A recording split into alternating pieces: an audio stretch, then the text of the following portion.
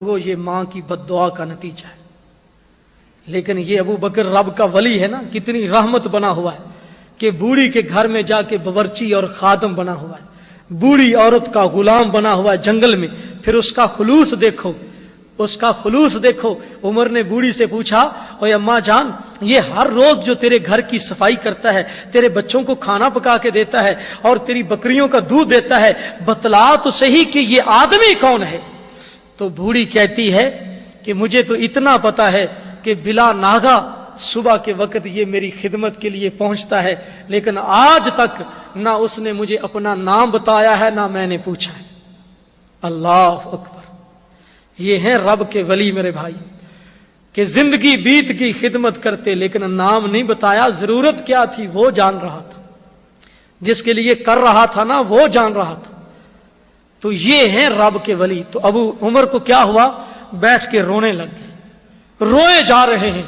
कहते हैं सिद्दीक तेरी अजमत पे कुर्बान कि तू हमेशा आस्ता चला लेकिन बाजी सबसे ले गया। तूने अपने बाद वाले सारे अमीरों को थका दिया, सारे खलीफों को तूने थका दिया कि तेरी रीस कौन करेगा, तेरे आमाल देख के कौन इतनी खिदमत करेगा। रो रहे हैं उमर सिद्दीक के इस अमल को देख के। तो ये कुरान कहता है वाइबादुर रहमान अल्लज़ीना यमशूना अलल अर्ज़ि हौना, कि वो दुनिया में लोगों की खिदमत के लिए चलते हैं, तकब्बर गुरूर नहीं होता। तो इससे ये भी समझ लो कि जब मेरे आका अपनी काली कमली वाली चादर एक काफरा बहन के नीचे बिछा दें तो फिर वो रब के वली नहीं जो औरतों को जमीन पे नंगे लटाएं और खुद चारपाई पे बुलंद होके बैठे। और समझ आई ना, आज यही है ना, पीर की चारपाई को हाथ लग जाए ना, वो कहते तूने गुस्ताखी कर दी, मजलिस से निकल जा। और इस्लाम कहता है सैयदुल कौम खादिम हम, जो कौम के पीर सरदार होते हैं वो खिदमतगार होते हैं, वो जूतियां उठाते हैं, मेरे नबी लश्कर के पीछे चलते, नंगी जमीन पे यारों के साथ मिल के बैठते। आने वाले को इतना भी पता ना चलता कि इसमें मोहम्मद सल्लल्लाहु अलैहि वसल्लम कौन है। एक दफा लश्कर जा रहा, रहीकुल मखतूम में मौलाना सफी और रहमान मुबारकपुरी हाफिज़हुल्लाह ने लिखा है कि लश्कर जा रहा, कोई सहाबी लकड़ियां इकट्ठी कर रहा, कोई बकरी ज़िबा कर रहा, कोई खाल उतार कर रहा।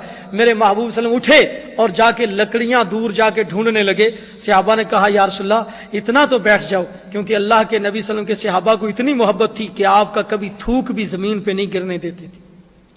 लुआ मुबारक भी अपने जिस्मों पे मलते, वजू का पानी भी जमीन पे ना गिरने देते, वो भी अपने जिस्मों पे मलते, जिधर अशारा होता उधर जान दे देते।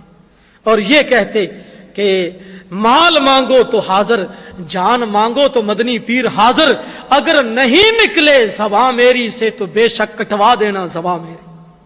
कहते या रसूलल्लाह तन धन मांगो तो हाजिर, अगर आपके हुक्म पे ना निकल जाए तो बेशक ज़बान कटवा देना। ये थे सच्चे वली। और क्या नबी सल्लल्लाहु अलैहि वसल्लम ने कहा नहीं, मैं जरूर लकड़ी उठा के लाऊंगा, क्योंकि मेरा रब जब किसी को बुलंद देखता है तो वो नाराज हो जाता है। तो ये है पहली निशानी कि अल्लाह के वलियों में तकब्बर गुरूर नहीं होता, आजिज़ी इनकिसारी होती है।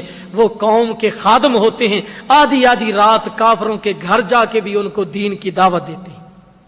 ये नहीं कि वो कब्रों पे बैठ के, आज हमें लोग कहते हैं जी तुम्हारे चेहरे पे तो नूर नहीं, तुम जाके देखो वो फलाने दरबार पे बैठे हैं, हमारे सरकार इतनी इतनी लिट्टे हैं, लाल सुर्ख चेहरा है और एक पट चीरो तो पीपा पूरा चर्बी का निकलता है।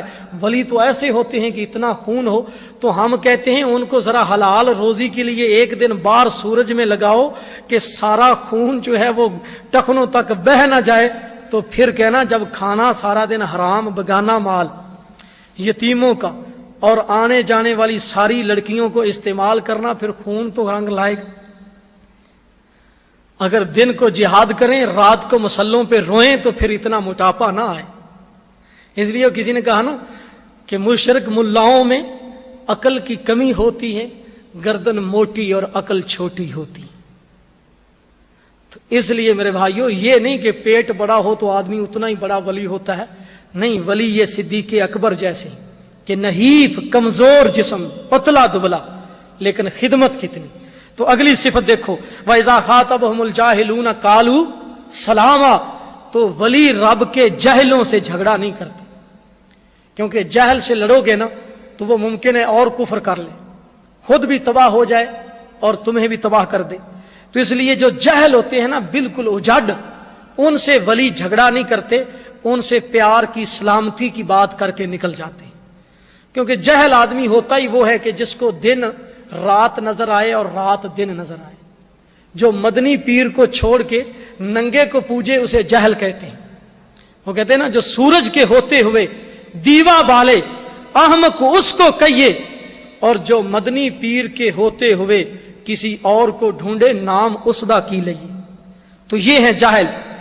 تو اگلی بات میرے بھائیوں، والذین یبیتون لربہم سجدا وقیاما، کہ رب کے سچے ولیوں کی دوسری نشانی کہ ان کی ساری رات اللہ کے آگے سجدے میں گزر جاتی ہے، قیام کرتے گزر جاتی ہے، روتے ہوئے گزر جاتی ہے۔ وہ فرضی نماز تو دور کی بات، اتنے سجدے کرتے ہیں کہ میرے آقا علیہ الصلوۃ والسلام کے پاؤں سوج جاتے تھے کہ رب آپ کہے نہ جاگ اتنا عبادت ایہو جی ہوئے، اوے بنے مقتدی انبیاء سارے امامت ایہو جی ہو۔ تو یہ ہیں رب کے ولی۔ تو اب حضرت عمر رضی اللہ عنہ کی بات میرے ذہن میں آئی کہ ساری رات کیسے گزرتی۔ ایک دفعہ ان کی بیوی عاتقہ رضی اللہ تعالیٰ عنہا کہتی ہیں حضرت میرے سر کے تاج، کیونکہ خامد جو ہے نا وہ مالک بھی ہوتا ہے عورت کا، بادشاہ بھی ہوتا ہے، استاد بھی ہوتا ہے، مربی بھی ہوتا ہے۔ لیکن آج کے خامد تو عورت کی تربیت بیوی کی کیا کریں گے، وہ خود ہی اتنے بگڑے ہوئے ہوتے ہیں کہ اسے بھی لے ڈوبتے۔ وہ میکے گھر میں نماز پڑھتی ہے لیکن اس کے گھر میں آ کے وہ بھی چھوڑ دیتی۔ تو یہ خامد ہے۔ تو بیوی عاتقہ کہتی ہیں کہ حضرت مجھے آپ سے بہت تکلیف ہوتی ہے کہ سارا دن بھی آپ جاگتے ہیں، رات بھی باہر چلتے پھرتے گزار آتے ہیں، اپنی جان پہ کچھ رحم کرو اور کچھ آرام بھی کر لیا کرو۔ تو کہا میری پیاری بیوی، اگر میں دن کو سو جاؤں نا تو مجھے ڈر ہے کہ میری اپنی جان ضائع ہو جائے گی، کیونکہ قانون یہ ہے کہ جاگنا ہے تو جاگ لے افلاک کے سایہ تلے، پھر ساری زندگی سونا پڑے گا خاک کے سایہ تلے۔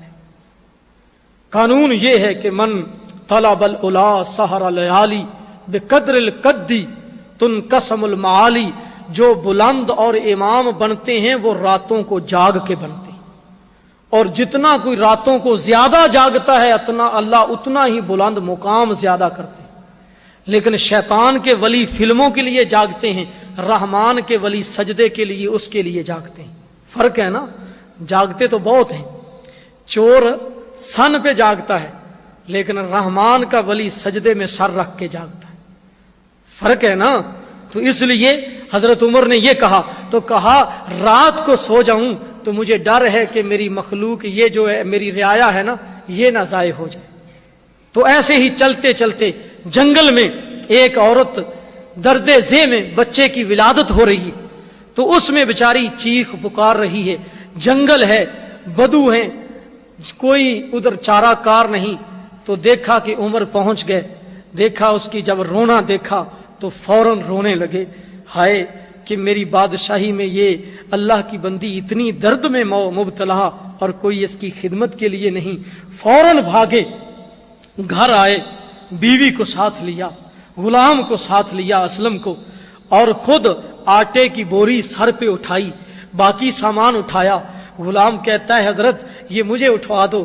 کہا غلام دنیا میں میرا بوجھ اٹھا لے گا، کل قیامت کے دن میرے گناہ بھی اٹھا لے گا۔ خود آئے، بیوی نے جب خدمت کی، بچہ پیدا ہوا تو وہ عورت کہنے لگی کہ اللہ کی قسم یہ بندہ جو ہے نا عمر بن خطاب سے بہتر اور افضل ہے۔ یعنی اسے پتہ نہیں تھا نا، کہتی ہے کہ یہ جو بندہ جس نے میری رات اندھیرے میں اتنی خدمت کی کہ عورت لایا، کھانا پکا کے دیا، خود چولہے میں آگ جلائی، داڑھی خاک سے بھری ہوئی ہے، آنکھوں میں دھواں داخل ہو رہا ہے، ناشتہ کھانا تیار کر کے دیا، تو عورت کہتی ہے وہ جو تکلیف میں تھی جب اسے بچے کا چہرہ نظر آیا، بچے کی خوشخبری لگتے جگر کی خوشخبری ملی، تو کہتی ہے کہ یہ آدمی عمر بن خطاب سے افضل ہے جو راتوں کو بھی اتنا درد رکھتا ہے، جو راتوں کو۔ اس لیے میرے نبی صلی اللہ علیہ وسلم نے فرمایا نا کہ جو اپنے بھائی کی مدد کے لیے چلے نا اللہ اسے 10 سال کے اعتکاف کا ثواب دیتے، اور کما قال رسول اللہ، اور ایک دن کے اعتکاف رات دن کا اتنا ثواب کہ اللہ 3 خندق جہنم